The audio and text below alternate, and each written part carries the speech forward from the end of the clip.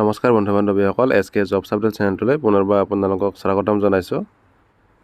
যিসকল বন্ধু বান্ধৱীয়ে আসাম গভৰ্ণমেণ্ট নাইবা চেণ্ট্ৰেলৰ চাকৰি কৰিম বুলি ভাবি আছে, সেইসকল বন্ধু বান্ধৱীৰ কাৰণে ভাল খবৰ। এতিয়ালৈকে আপোনালোকে আবেদন কৰিব পৰা চাকৰিৰ ভিতৰত 14,886টা পদ এতিয়ালৈকে খালী হৈ আছে আৰু সেইখিনিৰ অনলাইন আবেদন চলি আছে। তো 8টা বিভাগৰ পৰা পদ মুকলি হৈছে আৰু এইখিনিত আপোনালোকে আবেদন কৰিব পাৰিব। তো ভিডিঅ'টোত মই কেইটা পদ খালী হৈছে আৰু ক'ত খালী হৈছে, লগতে এডুকেশ্যন কোৱালিফিকেশ্যন কিমান লাগিব এইখিনি আপোনালোকক জনাই দিম। তো বলক আজিৰ ভিডিঅ'টো আৰম্ভ কৰোঁ। প্ৰথমতে চাব APDCL ফালৰ পৰা, অৰ্থাৎ Assam power distribution company limited আৰু আসাম ইলেক্ট্ৰিক গ্ৰিড কৰ্পৰেশ্যন লিমিটেডৰ ফালৰ পৰা মুঠ 69টা পদ মুকলি হৈছে আৰু ইয়াতে এছিষ্টেণ্ট একাউণ্ট অফিচাৰৰ পদ মুকলি হৈছে।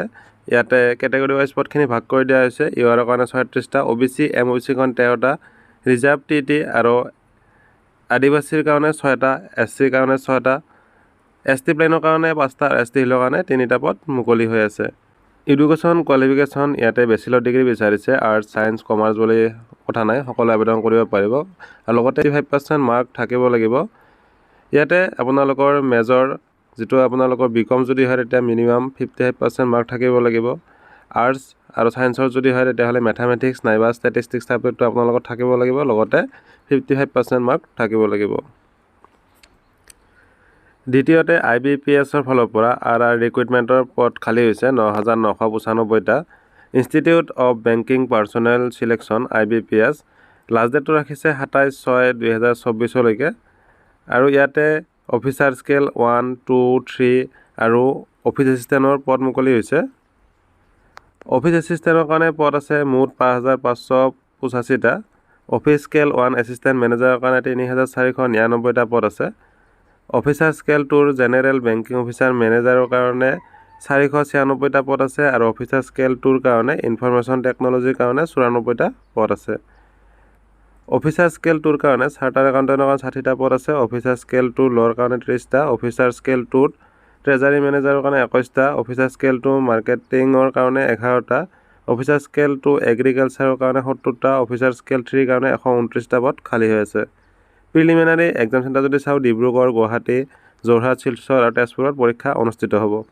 মেইনছ পৰীক্ষাৰ কাৰণে অকল গুৱাহাটী আৰু শিলচৰতে চেণ্টাৰ দিয়া হৈছে। তো আসাম গ্ৰামীণ বিকাশ বেংকৰ কাৰণে অফিচাৰ এছিষ্টেণ্টৰ 224টা পদ আছে। অফিচাৰ স্কেল 1 এছিষ্টেণ্ট মেনেজাৰৰ কাৰণে 107টা পদ।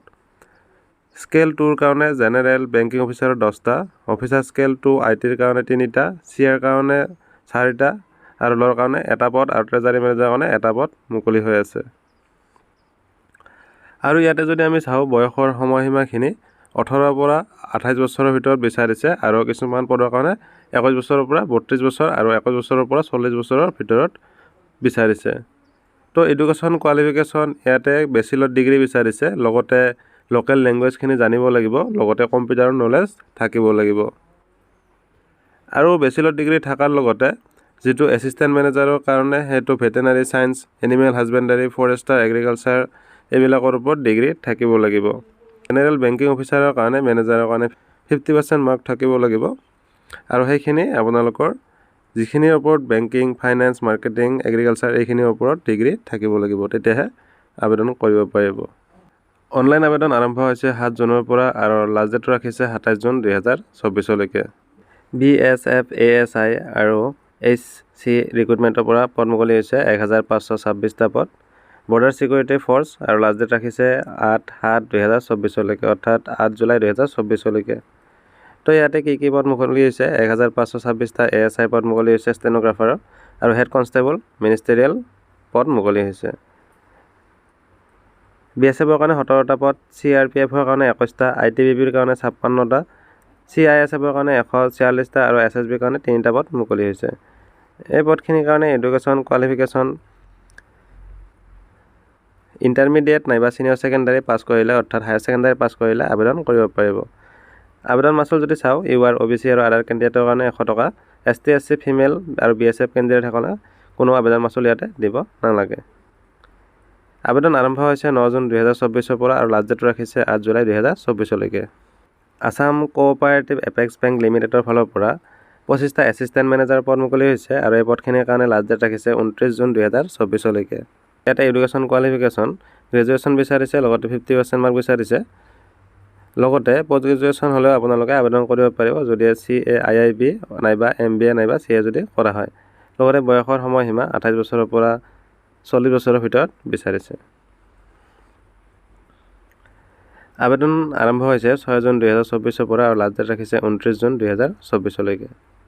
North eastern electric power corporation limited NEEPCৰ ফালৰ পৰা পদ মুকলি হৈছে আৰু ইয়াতে 24টা এক্সিকিউটিভ ট্ৰেইনীৰ পদ মুকলি হৈছে আৰু লাষ্ট ডেট ৰাখিছে 28 জুন 2024লৈকে। এডুকেশ্যন কোৱালিফিকেশ্যন ইয়াতে বেচিলৰ ডিগ্ৰী বিচাৰিছে ইঞ্জিনিয়াৰিঙত আৰু লগতে 65% মাৰ্ক থাকিব লাগিব আৰু যিসকল ST SC কেণ্ডিডেট সেইসকলৰ 55% মাৰ্ক থাকিলে আবেদন কৰিব পাৰিব। এক্সিকিউটিভ ট্ৰেইনী হিউমেন ৰিচৰ্চৰ কাৰণে যদি MBA কৰিছে তেতিয়া আপোনালোকে এই পদখিনিত আবেদন কৰিব পাৰিব। আবেদন আৰম্ভ হৈছে 8 জুন 2024 পৰা আৰু লাষ্ট ডেট ৰাখিছে 28 জুন 2024লৈকে। Securities and exchange board of ইণ্ডিয়াৰ ফালৰ পৰা অৰ্থাৎ SEBIৰ ফালৰ পৰা পদ মুকলি হৈছে 97টা এছিষ্টেণ্ট মেনেজাৰৰ, 97টা এছিষ্টেণ্ট মেনেজাৰৰ পদ মুকলি হৈছে আৰু লাষ্ট ডেট ৰাখিছে 30 জুন 2024লৈকে। এই পদখিনিৰ কাৰণে এডুকেশ্যন কোৱালিফিকেশ্যন ডিপাৰ্টমেণ্ট ৱাইজ কোৱালিফিকেশ্যনখিনি ভাগ কৰি দিয়া হৈছে। মাষ্টাৰ ডিগ্ৰী নাইবা পষ্ট গ্ৰেজুৱেট ডিপ্ল'মা বিচাৰিছে, যিখিনি জেনেৰেল আছিল সেইখিনিৰ কাৰণে, লিগেলৰ কাৰণে বেলেগ হ'ব। সকলোখিনি পদৰ কাৰণে এডুকেশ্যন কোৱালিফিকেশ্যনখিনি ভাগ ভাগ কৰি দিয়া হৈছে। চেণ্ট্ৰেল বেংক অৱ ইণ্ডিয়াৰ ফালৰ পৰা পদ মুকলি হৈছে আৰু ইয়াতে পদ মুকলি হৈছে 3000টা এপ্ৰেণ্টাইজৰ, লাষ্ট ডেট ৰাখিছে 17 জুন 2024লৈকে। এডুকেশ্যন কোৱালিফিকেশ্যন ইয়াতে গ্ৰেজুৱেশ্যন বিচাৰিছে, যদি গ্ৰেজুৱেশ্যন কৰিছে তেতিয়াহ'লে এই পদখিনিৰ কাৰণে আবেদন কৰি ল'ব পাৰিব। আবেদন আৰম্ভ হৈছে 6 জুন 2024 পৰা আৰু লাষ্ট ডেট ৰাখিছে 17 জুন 2024লৈকে। ষ্টেট বেংক অৱ ইণ্ডিয়া SBIৰ ফালৰ পৰা পদ মুকলি হৈছে, ইয়াতে 150টা ট্ৰেড ফাইনেন্স অফিচাৰৰ পদ মুকলি হৈছে আৰু লাষ্ট ডেট ৰাখিছে 27 জুন 2024লৈকে। এডুকেশ্যন কোৱালিফিকেশ্যন ইয়াতে গ্ৰেজুৱেট বিচাৰিছে।